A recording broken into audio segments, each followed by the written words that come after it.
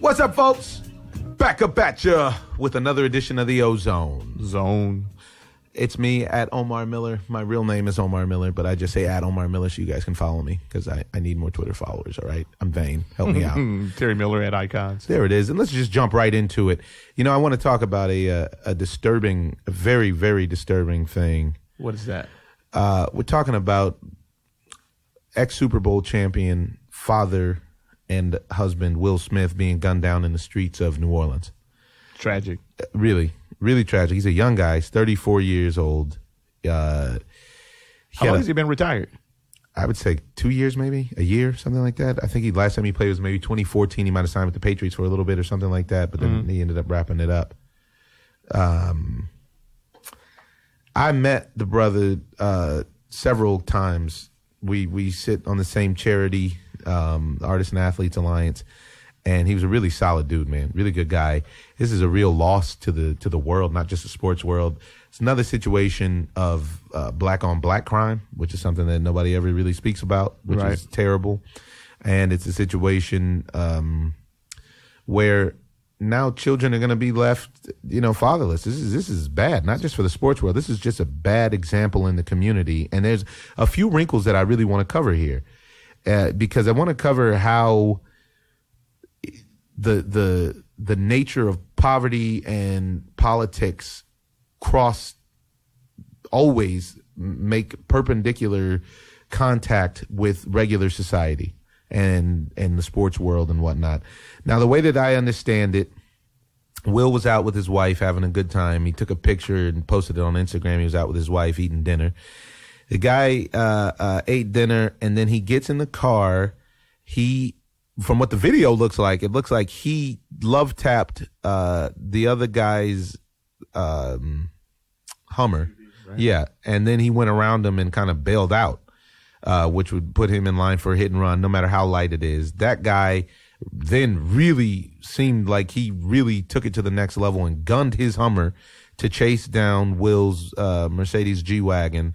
And Will got out of the car and was walking. They had some words, and then Will's walking back to his car, where, from what I understand, he shot Will 6 times in his back. Right. And then proceeded to shoot his wife as well, which is 6 times in the back and once in the front. Yeah, this is a lot. That's a lot of lead. And of course, Will passed away on the scene. Pierre Garçon was there as well in the car in front, and Will's wife is now recovering in the hospital. But realistically, she'll be recovering from that for the rest of her life. But the thing that I find that I wanted to talk about that I found very interesting is the man who killed Will Smith then just waited for the police peacefully and pretty much just surrendered and turned himself in. One thing that I find here that I think is going to be revealed, we'll never fully know all of it because of, this is the nature of the world. But one thing that I find is really, really interesting is Will Smith. All right, let's say this. The man that gunned down Will Smith, his father was killed by a New Orleans police officer. Right. And his father was killed in a suspicious manner, apparently, by a New Orleans police officer who was then found not guilty. Not or not liable, whatever it is from the internal, investigation. Not so coincidentally, what we find is that officer who killed that man's father is who Will Smith was having dinner with. Now, that is Hitchcockian there. That is maybe more of a coincidence. It's there's maybe no coincidence whatsoever. No coincidence. And this is what I wanted to speak on is, you look at a guy like this. This guy was huge, by the way. When I first heard about it, I was like, oh, this must have been a case of a guy who wanted some static until, the NFL player, the Giant, jumped out of his car and everybody saw how big he was, and then he was like, whoa, and then he resorted to the gun. This guy's like 6'7", 300 himself. This guy is a huge guy. He looks like he should have been on the field. Which also could feed into the speculation of why you would do something like this. what would make you say, what would make you do something to put you on, And then he just surrendered. And so it wasn't, he wasn't interested in getting in a shootout or anything like that. So you have to question, his motivation. Was there something deeper here? Was this a vengeance killing? Was it pure jealousy? Was it just coincidence that Will was having dinner with the man who had taken his father's life? It's all just too much. And just for a guy who's a young guy, 34 years old, is so young, a young guy with children, with a wife, and with the world in his, in his palm, because he was the man down there in New Orleans. I remember seeing him at the Super Bowl when I went to the Super Bowl in New Orleans. And oh man, the love was so thorough. People love Will Smith. Really? Oh my goodness. He's a hometown hero. Mm-hmm. They were the major underdogs against the Colts and Peyton Manning when they won that I love that Super Bowl. That was game. I was at that game. It was the first Super Bowl I ever went to. And they won that game, and that was he was a big underdog. That team was a big underdog, and he was a big reason they won. He was a starting defensive end, man. He was a monster. And it's just unfortunate. It just begs to speak about, a deeper epidemic with this terrible connection between poverty and how that poverty produces so many of our professional athletes in the United States, especially in team sports like football, like basketball, and all of this, the gun violence and the police violence and the black on black crime. I think it's all tied to poverty. And it's just unfortunate because literally you got a guy that's literally got the world in his palm, man. He was living good down there. Yeah. We'll never know probably, like you said, but it's just tragic because he did that in front of his wife. And how do you ever get that out of your head? I don't know if you can, I don't know if you can ever get that out of your head. But there's definitely something going on that hasn't been released yet. So we have to wait until the investigation goes and runs its course, because there's obviously way more, because it's like you said, it's a jealousy. I think it might be a combination of it all, Maybe so. Yeah. Maybe so. I mean, that guy's riding around. I mean, I just don't understand. You're a huge guy. Will's a huge guy. If if it's going down like that, then hey, you guys just got to chunk him. Yeah. Knuckle up. And you see who puts tips on who. Right. But they said that Will Smith also had a gun in his car, but he never brandished it. Well, he had a legal gun in his car, and he had a licensed gun in his glove compartment. Now, what about that guy? Was his gun licensed? I don't know that yet, but I know that Will's gun was licensed in his glove compartment. It never came into play in the actual altercation. Now, I mean, I don't know who said what or any of that stuff, but it's just really disturbing. Really, really disturbing. And you can't put that on the culture of the NFL either, No, I don't want to put that. This isn't one of those ones, or like they love to do with the domestic violence and so on and so forth. I hate to break it to the world, but domestic violence is the culture of humanity. Yeah, and it's not right. But there are things happen. Men beating women up all over the world, and it's not right. And it's not just the NFL. It's just I think these guys have a microscope on. Oftentimes they actually have a camera on them, so that definitely changes the effect. But yeah, I don't think this is a culture of the NFL. This is two guys who got into something that went way farther. So now you have several lives ruined and affected, if not ruined, and maybe generational, possibly generational, behind a fender bender. And I'm known for getting hyped up when I get in traffic myself. And it's really caused me to, to really reflect on that and to figure out, is it really worth it, to get out and bust a guy's face up, because it can go this far, it can really go this far. Well, you never can tell who you're going to run into, especially with a guy who has nothing to lose. Will Smith has a lot to lose. We don't know what this guy's background is, but obviously he has some kind of problem if he wants to take it there. It's not that serious. If you want to go that far, you already have a problem. If somebody tapping your bumper and driving away, obviously you were close enough to him where you could have gotten his license plate number. Right. So if that, if it was like that. Well, from the video footage, you see where Will Smith might have bumped his rear end, but I know in insurance terms they call it the swoop and squat. And I don't know if that's what he was doing, but it looked like he hit his brakes And I don't know if there was a light in front of him or anything. Yeah, it's hard to say. Yeah. It's hard to speculate. And but it's obviously, unfortunate. And if you hit someone in the rear, you're supposed to stop. But definitely, you should never take it to the point where you're going to take somebody's life. There's no comeback from that. No, there's no comeback. Well, prayers out to the Smith family and everyone affected by this, and hopefully law enforcement gets down to the bottom of it. Speaking of getting down to the bottom of it, stay the course, stay on time, and take the lead with Ritmo Mundo. It's some wonderful timepieces that Ritmo Mundo is turning out nowadays, and we're fortunate enough to have them ourselves. You should look into getting one for you out there, ladies and gentlemen. Ritmo Mundo, RITMO Mundo, as in the world.com. So, want to speak on this NFL situation? I think Trucker Dave might have something to say. Sure he does. What's up, Bo? Trucker Dave, you are in the OZone. We're happy to have you. Welcome home. Yeah, welcome home. Tell us this: where are you in this beautiful country, the United States of America? Now, give us a USA road report.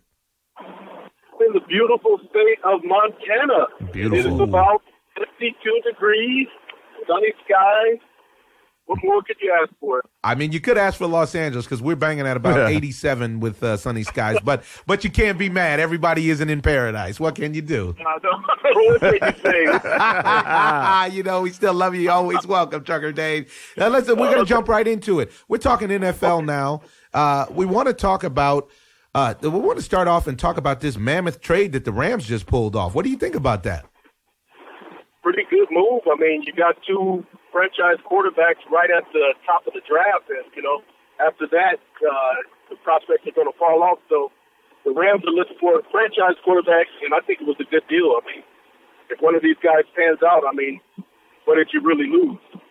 It's a good point. Right. And it's news. I think in a city like Los Angeles, with the Rams moving to a city like Los Angeles, it's very important to actually continue the news cycle to get people excited about the Rams coming to town. Right. You know what I mean? And so they got something new to build on. They got new players that are going to be coming. It's great. Got to build up the fever pitch.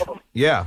Yeah, I think it's absolutely great because what I understand, they've already sold most of their tickets. I don't know if that's for the preseason or for the season, but they're off to a great start. Well, people are football crazy. I can tell you that from that fuels a big success of the show Ballers that I'm on HBO. People really love football and everything surrounding it. I think that it's a good move. I think that I also would like to get your take on what do you think about Jeff Fisher saying that the deal was done, but they waited to announce it till after Kobe Bryant's last game as a respect to an LA legend. Who's a bigger star than Kobe Bryant in LA, man? That dude is legendary, and that's the way you go out, man. The way he went out, wow. Yeah. I mean, so much so that they held up the news. The Rams held up the news of their trade for this. I thought that was amazing. Well, it's Kobe's town, so the Rams are coming back, and people are going to be rejuvenated because they left. I think it was like 88, 89, maybe 1990. Now they're coming back, and they'll be playing in the Coliseum. But when that new stadium gets built and they start holding the NFL combines in L.A., watch see everything change. Wow, it's a beautiful stadium too. Yeah, man, those designs are incredible. Going to really turn around Inglewood. Really excited about that.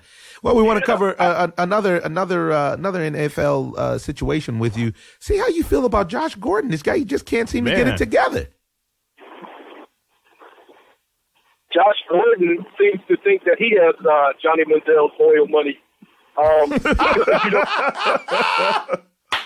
Manziel is not going to fall no matter what happens. I mean, they just said he did $32,000 worth of damage in a mansion. Big deal. I mean, he doesn't play football. Big deal. I mean, Johnny Manziel is going to be Johnny Manziel, and Josh Gordon is the one that has to watch out because his days are numbered, and limited. But you know what? I just heard that he does have a lot of teams looking at him. The problem that he has is if the commissioner gives him an indefinite suspension, pretty soon your body starts to deteriorate at your level of where you were playing. Well, you see it in football all the time. You see a guy who's literally all world one season, and the next season they're using him as a possession receiver, or maybe not even in the league at all. Right, and you have to get conditioned to take that impact because a lot of guys, they get out of the thing of getting hit, and you have to be able to absorb that kind of punishment. You just can't walk out there and get hit like that. Yeah. Especially when you've been getting high almost every day. You know, I don't know if getting high every day actually helps your tolerance to getting hit. Maybe it doesn't. We don't know. But I know that I hate to see this because the young man seems to really be, the young man seems to really be on the wrong track with this. And there's only so many chances that they're going to give him. And when you're dealing with a guy like Commissioner Goodell, he can shut you down. He can turn off your spigot at any time. Yeah.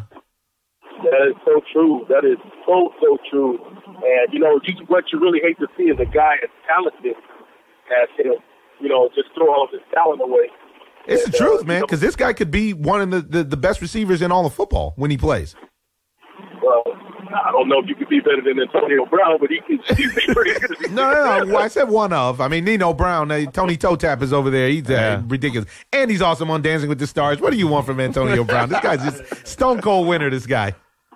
That guy is a stone cold winner. He's not just a possession receiver. He's an everything receiver. He can return kicks. And, man, he's only about, 5'9", 5'10". Yeah. And not holding the guy is considered like 9 catches, 136 yards, and 2 touchdowns. I remember with Malcolm Butler, they said after the game, well, Malcolm Butler did a great job against him. 9 catches, 136 yards, and a touchdown. That's not holding the guy. That's unbelievable. Right, it's unbelievable. Yeah, he did the pilot episode of Ballers. Great guy. He was great to hang out with. Yeah, him and Deshaun Jackson. And he was great. Really, really humble guy, Antonio Brown. He was really, really cool. I appreciated that. Wow. Well, you know, the fans, that's one of the good things that people like to hear, you know. People want their stars to be stars. They want them to be good on the field and off the field. Yep. Yeah, and I mean, and he took it even to the next level of that, and he was working out with The Rock. He was working out with Dwayne. They put a bunch of pictures up on Instagram of him. Dwayne invited him to the Iron Paradise, and they went and moved that weight around. Wow. Yeah. That's how you get to be the best, you know. I mean, people don't see the work that they do off the field, but from what I understand, even Tom Brady and Julian Edelman come out here where I'm at now in the off season and just practice in Montana, like pitch and catch. Wow. So that's what it takes. Yeah. Hey, listen, I've heard that same thing, and we actually we allude to something like that on season 2 of Ballers. It's going to be interesting to see if we're letting a cat out of the bag on a situation like that. Well, yeah. You got anything else for Trucker Dave? Yeah, I heard that Eddie Lacy got himself in great shape. He did. He was supposed to be working out with, I think, the owner of T98, and he dropped a lot of weight. Tony And Horton, is it? should be a lot faster now. But will he stop putting the ball on the carpet? You know, as time remains. The only time will tell. Problem with the Packers is that they're not active in the off season, and they only like to sign their own players. And you know, with free agency, you really have to build your team through the draft and with free agency. You can't just say, "Oh, you know, we're not signing anybody else. We're not going to sign anybody's free agent," because you know, some of those players can actually help your team, and they need to change around what they're doing because they still, you know, you're waiting for Jordy Nelson to come back, but you know, you still don't have another veteran receiver out there. They just cut James Jones and let him go. So you're going to have Jordy Nelson, Randall Cobb didn't really have a good year, and what else? Right. That's a good point. Right. Now, do you still consider Aaron Rodgers the best quarterback in football? Because I've heard a lot of the analysts say that he's still the best quarterback in football. I necessarily don't agree. I think if you can put the right pieces around him, I mean, it's just like, you know, Barry Bonds is a good player. You give him steroids now, he's great. You know, so if you take and give Aaron Rodgers a great talent like Antonio Brown or a good, you know, free agent receiver, then he's great. But when you don't have a running game and he's got to rely on his talent and he's so scared to throw an interception, I mean, I really think Russell Wilson is the best. Russell Wilson is tremendous, and he showed you in that second half what he decided to turn it up. He was led the league in phenomenal. passing last year, right? Did he? Well, Yeah. he became a pocket passer, and he's a dual threat, and he makes great decisions. That's what it is. He manages as well. And he doesn't break under pressure. Yeah. No, he loves the Yeah, he was pressure. down, 35-0, in the semi-championship game, and look at how close he brought it back. Yeah. On the road. On the road. So He almost what won can that you say game. about composure? Interesting. Can't say enough about composure. No, that's a good point. Composure is a key component in success, especially in success on this level. We're talking about on the highest levels. Right. So who's your top 5 quarterback? I mean, top 5, you got to go. Cam is right there still. I mean, people are judging Cam because he had a bad game in the Super Bowl. Which, by the way, I don't know how bad of a game he actually had since so many of those passes were actually just dropped. Right. Yeah, they were dropped, but God never even been there before. I mean, he was not even supposed to be there. Not just the best top 5 quarterback. He's has to be the best player last year, man. Yeah, last year he was the best player in football easily. But sorry, I didn't mean to interrupt you. So you got Cam. Who else you got in your top 5 for the quarterbacks in the league? Well, you're going to have Tom Brady, Aaron Rodgers, Cam Newton. Everybody had Carson Palmer in there, but, that's debatable. Probably somebody I'm leaving out. Russell Wilson. Yeah, Russell Wilson. Definitely up there. Probably somebody else. I love the way Big Ben plays all the time. All the time. And for his whole career, too. Yeah. I mean, you always feel safe with the ball in Big Ben's hands, without question. I look at players, period, like, how are you in adversity? That's why my grade on LeBron James is not that high, even though he's a great player. But in adversity, look at a guy like Steph Curry. He wants the ball. You know what I mean? But I will say this. None of those other guys have the same amount of pressure that LeBron James has. By being so great, people look at you as you always have this big thing on you. You're supposed to come through all the time. But, right. The great plays, they always come through, man. They always come through. You know what, though? They don't always come through. But this is what I was speaking about before is that, but winning makes people forget when you don't come through. I can remember. Well, let me say this. The moment is never too big for the great one. And I completely agree. And this is what I was saying that I always agreed, that I always appreciated for Kobe Bryant. The moment was never too big for Kobe Bryant. No, never. The moment is never too big for Floyd Mayweather. In my opinion, the moment is never too big for Russell Wilson, really. Never. The moment's never too big for Derek Jeter. There's a list of guys that the moment is never. The moment was too big for Barry Bonds a lot. All the time. Every moment. Like it seemed like maybe brushing his teeth might have been too big from time to time. If there was pressure involved, Barry Bonds was not going to come through. Just like Alex Rodriguez. Right. But Alex Rodriguez got him one ring, which then in turn makes everybody think that he, gives him a pass. Right. But I watched 20 years of A-Rod not being able to make contact. But he carried him that year, though, and he got away with it. He got away with it. Maybe he should go back to Kate Hudson. I don't know. I mean, maybe he should go back to Kate Hudson. He's got his own money. I don't think he needs that billionaire lady's money. Well, yeah, he does. Well, he's got that new chick now, so. So what do you think last thing while we got you on the road, Trucker Dave, we know you got to focus out there. We know you're practicing safe driving right now, but what do you think about this playoff scenario? Who do you got coming out of the East? Who do you got coming out of the West? I have, of course, Cleveland coming out of the East, and I think that Golden State will come out of the West because San Antonio has a weakness in the point guard. They're not consistent in point guard, so they will not be able to beat Golden State. And a team that is good in point guard can actually challenge Golden State. That's why, surprisingly, I like the Cleveland Cavaliers to win it all. Whoa. Wow. Nice. That's I what I like. I like that, too. There's a thorough explanation of who and why. What? For me, it's really hard for me to bet against Popovich in the playoffs. Yeah. And I think that when they go head to head, that series is going to be a Royal Rumble. And I think it may end up being those kind of lopsided games where you have, like one blowout followed by another blowout, blah, blah, blah. But I don't know. Well, the problem is Golden State can win in San Antonio, but can San Antonio win in Golden State? We're going to find out.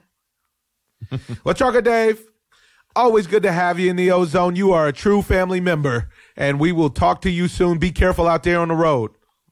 Okay, this is just for you guys. All right, I love it. That's my man. That is my man. And he always comes with a great perspective. Sure does. He'd be a great GM. He'd be a great executive for an NFL team. He has a great, and like he always has the why. He does a thorough analysis of why he feels the way that he feels. His analytic game is together. It is, and it doesn't ever feel personal. You know what I mean? It's always about the actual thing. Yeah. Want to go to boxing now. Want to talk about Adrian Broner again. Man, they just indicted the kid. And not only did they indict him, he got caught on I think it was a DUI speeding up the highway, while he was out on bail. Cry for help. I mean, you said it. You called it. You said it that it was a cry for help. And everybody sees him as a walking economy, so they're all, people are there grabbing. Nobody's there trying to hold the kid up. What do you think he needs to do to get his life? Is he somebody that jail would help, or does he need like the military? He needs either or. But I don't know if jail can help him. This is the thing. Jail can help him because then you're going to be told when the shit or not shit and when to get up and go to sleep. And he's a guy who's always had his way. And now he's going to have that discipline where somebody's going to actually tell him, hey, get up, go do whatever they do and go back to bed. And, and maybe, he can't work out like he used to. And that working out is addictive in itself. So I don't think working out is his problem. No, it's not. It's not. But once you take that away from him, it's going to be a problem. Floyd had the same thing when he was locked up. What did he say? He said that how am I going to, sustain myself if I can't work out and do the things I'm normally used to do? You're taking things away from these guys, and maybe in that they'll recognize what they have. But at this point, he's really, I think he needs to cry for help. The military would definitely, but, a guy like Adrian Broner would never go in the military because he's got too much money and too much, he can tell people what he's going to do and what he's not going to do. Not really, though, once you sign that paper, but he really feels like that. He'll end up in the brig there. I don't know. I mean, I think it's unfortunate. I really hope that the young man gets himself together because it's just like you said, it's a cry for help. He's a very talented young man, and yet, and opportunities are slim and none in life. They sure are, especially for the young black man. Yeah. I think that we have to go with that old adage that when you know better, you do better. And he needs to know better. Somebody needs to teach him better, so that he can actually start doing better. Right, but why would somebody do that? Because they're afraid of being cut off. So they're afraid to tell him, hey, man, listen, you're out of pocket. Hey, you're not doing the right thing. So if you do something like that, then he might cut you off. So I better not say nothing, act like I enjoy it too. Wow. I mean, it says a lot. It says a lot to, it says a lot about society. It just says a lot about the whole, I don't know, about the whole where we are. I would like to think, especially with his father being his trainer, you would like to think that there was somebody who could have some influence on him. But a lot of people just have to learn the way that they have to learn. Yeah. And that's all it is to it. And you hope that he learns before it's too late, before he runs out of opportunity and potential, and he's, finds himself stuck between a rock and a hard place. Right. I mean, you never can tell how or what type of situation is going to change your life, but obviously he's working. There's two roads to take, the good and the bad, and he's taking the bad right now. And usually if you go down the bad path, you end up in a bad way. Hopefully he'll, recognize his error and, try to change his life around. Because, like I said, opportunities are slim and few. Slim and few. Change it from slim and none. It have to go slim and few. I can give you a couple, maybe three. Go few. Wow, it is. You have anything else you want to cover? Yeah, honestly, I do. I want to. You want to talk about? You know what? Let's speak on the NBA. Let's speak on George Karl losing his job after years and years of mediocrity. Come on, dude. And he couldn't get along with Boogie. You can't get along with Boogie. You got to go. You got to go. I can't. I mean, do I keep George Karl or do I keep Boogie?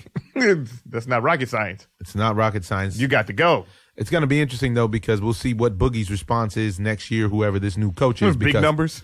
His response is going to be to perform, no doubt about it. But at the same time, everyone has to be clear on the synergy. I think there's something that takes place at the professional level in coaching where it changes, where you go from, in college and in high school coaching kids and keeping them in line to managing egos when they're professionals and managing more so than it is coaching, because their fundamentals are together in a lot of ways, but you have to actually recognize who the stars are. The same thing goes for the refs. That, oftentimes you'll watch a game where the ref or the umpire or whatever decides he wants to be a part of the game. And it's like, hey, man, nobody's here to see you. I'm not here to see you. Nobody's here to see you. Yeah, but these guys are still kids, though, and a lot of them are looking for father figures, so maybe George Karl and Boogie just never really meshed in that sense, because these guys, like you're talking about a situation where these guys come out and they don't have somebody to tell them right or wrong, or to just take them under their wing and say, hey, you know what, this would be a good way to do this, or this would be a good way to do that. And I don't think that George Karl's style, they never absorbed it, Yeah, they didn't buy in. They didn't buy in. And he's since old they school. didn't buy in, he's really not a winner like that. you Right. know. He's had a lot of opportunities, and he's really, I don't know what he's ever won. I don't think he's ever won the Western Conference. He hasn't got over the hump. He hasn't gotten over it. He did beat cancer, Seattle, though, right? so he did win his health, which was great. He won in life. He won in life, yeah, which is important. Yeah. But as far as him coaching my professional basketball team, I think I'm going to have to pass. Yeah, I think I maybe put him in the front office. You know what? He probably is. He would probably be a great GM. Yeah, talent evaluator or something like that. Yeah. But overall, he had Denver rocking and rolling for a little bit. Well, he had done a great job with Seattle back in the day, though, right? Yeah. Oh, did he go to the finals with Seattle? Yeah. And lose to Jordan? Of course. Oh, so he did win the West. Yeah. So he has won something. He did win the West. I didn't know that. Yeah, with Sean Kemp and that whole crew, right? There we go. What am I talking about? I'm talking crazy now. Are you okay? Yeah. What about Dave Roberts takes the kid out that was throwing that no-no? Ross Stripling, what do you think? Do you agree with that? I mean, they said the kid was up to 100 pitches. They were trying to save his arm. He's just off of Tommy John surgery. And I put a bunch of tweets out. I think it was the stupidest thing in the world. Everybody in the baseball world is the baseball's a good old boy network, and everybody likes to support everyone. Me personally, I mean, I don't think it's a coincidence that the next batter ended up going deep and not only ending the no-hitter, but ended up winning the game for them. Yeah. Listen, I'm a firm believer. I used to be able to throw a baseball very hard in the 90s for sure. I could throw a football 70-plus yards on a spiral. Lots of documentation of that with everybody. And the way you get your arm strong is by throwing all the time. And the way that the league is set up now is that you are supposed to baby your arm. A lot of coddling. And that coddling, I think, hurts more people than it helps. I don't think that in your first professional start, you're throwing a no-hitter. You know how hard it is to throw a no-hitter? To professional hitters? In the major leagues? Even on the Sunday league. It's just so hard to throw a little league no-hitter, let alone to throw a major league no-hitter, and you are 5 outs away from getting it done. That means realistically, he was 1 pitch away from spinning a double play right there. Right. And they said that his parents supported Dave Roberts' decision. I saw that. I don't believe it, though. I mean, his dad was, what do you mean? There's not much for you to not believe. They got video of his dad crying and thanking him and coming out with a statement. I don't know, you don't buy his performance or what. I don't buy the nomination. Sorry. You just didn't like it. Doesn't mean you don't believe. But I wasn't a believer. They supported it because they support the science behind, hey, let's have a... That's true. The doctors are telling us that he can't pitch more than 100 pitches, and then he gets in a danger zone. To my experience, if you're going to get hurt, I would love to know the numbers on Tommy John surgeries when a guy got hurt after his 100th pitch versus when a guy got hurt on pitch 30. Right.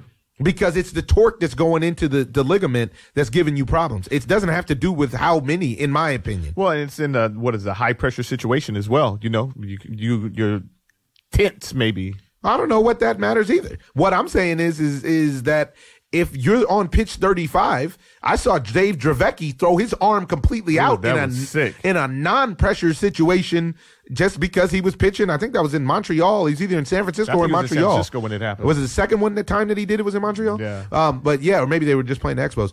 But yeah, there was that had nothing to do. I'm sure Dave Dravecky wasn't at 120 pitches. I don't know how they develop this science. I think that this is a situation where the science actually supports the business. Right. And the science of throwing 100 pitches supports the idea that you can now have a career as a closer with getting 1 key out against a lefty or 1 key out against a righty. How about the idea if you just never went with a starting rotation and just like plug and played a bunch of pitchers? Well, I think they've tried that and it doesn't work.